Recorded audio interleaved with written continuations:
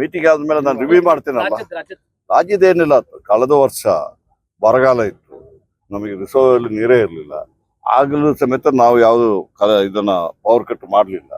ಬೇಡಿಕೆ ಬಂದ ಕೂಡಲೇ ಎಕ್ಸ್ಟ್ರಾ ಬೇಡಿಕೆ ಯಾವುದು ಕೆಲವು ಡಿಸ್ಟ್ರಿಕ್ಟ್ ಇಂದ ಬಂದಿತ್ತು, ಹಾಗೆ ಎಕ್ಸ್ಟ್ರಾ ಅವರ್ಸ್ ಅಲ್ಲಿ ಪವರ್ ಕೊಡುವಂತ ಕೆಲಸ ನಾನೊಬ್ಬರೇ ಮಾಡಲಿಲ್ಲ, ನಮ್ಮ ಚೀಫ್ ಮಿನಿಸ್ಟ್ರು ಅವರ ಒಂದು ಆದೇಶ ಪ್ರಕಾರ ಎಲ್ಲ ಮಾಡಿದ್ವಿ. ಈಗಲೂ ಸಮೇತ ಎಲ್ಲ ಕ್ರಮ ನಾವು ನಮ್ಮ ಆಫೀಸರ್ಗಳು ಇಂಜಿನಿಯರ್ಗಳು ಎಲ್ಲ ಕ್ರಮಗಳನ್ನು ನಾವು ತಗೊಳ್ತಾ ಇದ್ದೀವಿ.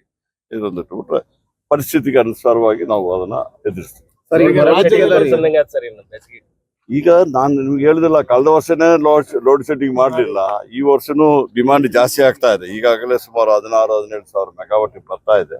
ಅದನ್ನ ನಾವು ಇದು ಮಾಡ್ತೀವಿ. ಆತರ ಕೊರತೆ ಇದ್ಬಿಟ್ರೆ ಬೇರೆ ಕಡೆಯಿಂದ ಪರ್ಚೇಸ್ ಮಾಡ್ಬಿಟ್ಟು ಕೊಡ್ತೀವಿ.